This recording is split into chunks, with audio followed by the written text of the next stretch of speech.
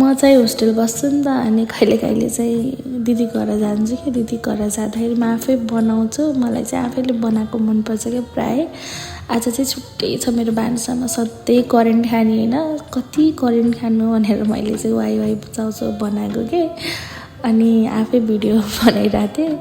अनि दिदी चाहिँ उता काममा बिजी थियो नि त, अनि नानी छ दिदीको, अनि गाह्रो हुन्छ नि त। अनि मैले चाहिँ सधैँको चाहिँ वाइ चाउचाउलाई चाहिँ बोइल गरेर निकालेँ। अनि त्यसमा चाहिँ क्याप्सिकम अनि प्याज टमाटर एड गरेको छु। अनि यो चाहिँ चाइनिज सागलाई चाहिँ सँगै हाल्थेँ, तर मैले चाहिँ अहिले काटेर हालेँ के। अनि यता अन्डा पनि फ्राई गरेँ। मैले चाहिँ पहिल्यै अलिकति चिकन पनि फ्राई गरेको थिएँ। मलाई चाहिँ छुट्टै तरिकाले खान मन लाग्छ। अनि म चाहिँ आफै देखेँ कि यसो, अनि त्यो चिकन अन्डालाई चाहिँ एड गरेँ। एकदम मिठो भएको थियो गाइस, तपाईँ पनि ट्राई गर्नु। मैले चाहिँ ट्राई गरेँ।